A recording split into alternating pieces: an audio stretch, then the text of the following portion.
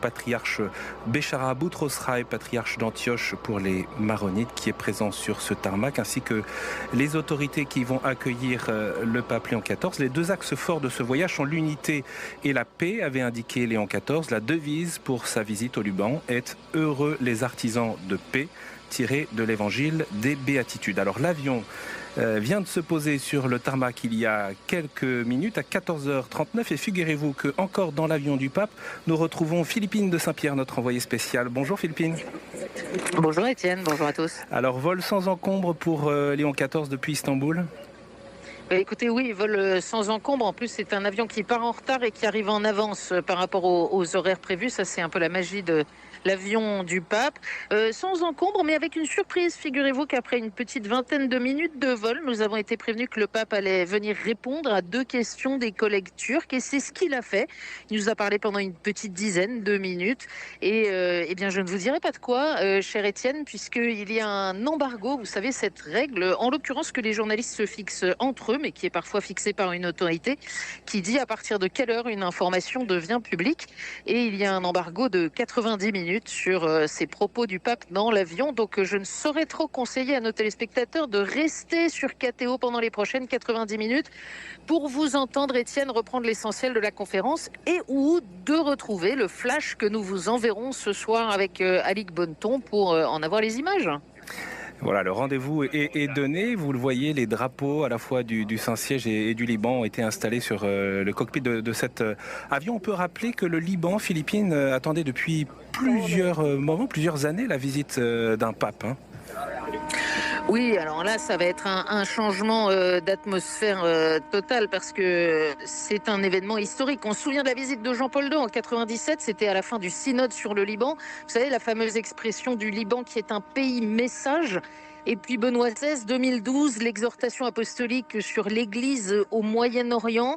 Et François, il a été longtemps espéré, mais ça ne s'est jamais réalisé. Il y avait même une visite programmée qui a failli se concrétiser. C'était au printemps 2022, mais finalement, pour des raisons de santé du pape François, eh bien, ça a une fois de plus été annulé. Alors le fait que Léon vienne pour son tout premier voyage, c'est vraiment reçu à juste titre comme un signe d'attention et d'affection du successeur de Pierre, du Saint-Siège, pour le cher Liban. Et on a aperçu la marine libanaise qui rend honneur au pape Léon XIV à son arrivée en manifestant bruyamment cette arrivée du pape Léon XIV. Au fil des différentes étapes à Ankara, Istanbul, vous avez suivi le pape depuis mercredi. J'imagine qu'il va y avoir justement un petit changement de température entre la Turquie et le Liban. Et je ne parle pas spécialement de météo, mais plutôt de l'atmosphère. Alors, au plan du climat, il fait un tout petit peu plus chaud à Beyrouth, mais c'est vrai qu'en termes d'atmosphère, ce sera très différent. En Turquie, pour être honnête, aussi bien à Ankara qu'à Istanbul, l'immense majorité des habitants ignoraient absolument que le pape était présent en dehors des embouteillages liés à la fermeture des routes pour laisser passer les cortèges. Pour le reste, il y avait une certaine indifférence. La vie fonctionnait absolument comme d'habitude. Là, c'est tout à fait autre chose au Liban où depuis plusieurs jours déjà les panneaux publicitaires se couvrent d'affiches évoquant la venue de Léon XIV. Les rues sont pavoisées au drapeau du Saint-Siège. Bref, vous allez le voir à la fois avec cet accueil officiel à l'aéroport, mais aussi dès que le pape aura des rendez-vous ici au Liban. C'est tout un pays véritablement qui l'accueille. Et le tapis rouge a été déroulé sur ce tarmac. Vous étiez au Liban encore il y a peu de temps. Que peut susciter la venue du pape dans ce pays confronté à de multiples crises ? C'est vrai que le Liban, depuis 2019, est comme submergé par une série de crises, crises économiques et bancaires avec toutes leurs conséquences. La gestion des réfugiés venus de Syrie, ils sont plus d'1 million, on le rappelle. Les conséquences naturellement de l'atroce explosion du port en 2020 et toutes les cicatrices que ça a laissées. La crise politique permanente, l'absence de guérison des mémoires depuis la guerre du Liban. Et puis bien sûr, aujourd'hui, la guerre avec Israël et les bombardements qui continuent malgré le cessez-le-feu. Autant vous dire que, bien sûr, on est dans une situation de crise. Alors, qu'est-ce que peut faire le pape dans cette situation ? Le pape, vous l'avez dit, Étienne, il vient en pèlerin de la paix et il vient apporter un message sans doute de responsabilisation, un message d'encouragement, un message d'affection aussi à ces chrétiens du Liban ici qui sont de moins en moins nombreux, même si on ne peut pas trop le dire, parce qu'en réalité, la question du nombre des chrétiens est absolument taboue en raison du système politique. Voilà, donc la porte de l'avion du pape Léon est ouverte.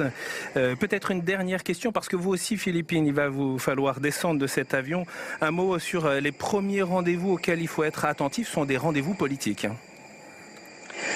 Oui, alors quand le pape Jean-Paul II parlait d'un pays message, il évoquait notamment l'aptitude du Liban à faire vivre en coexistence des communautés différentes.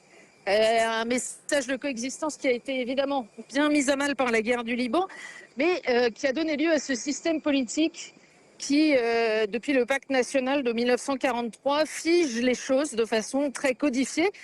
Et eh bien le pape Léon va faire droit à ce système en quelque sorte, en rencontrant le président de la République, qui est chrétien maronite, structurellement le président du Parlement, qui lui est chiite, et le Premier ministre sunnite.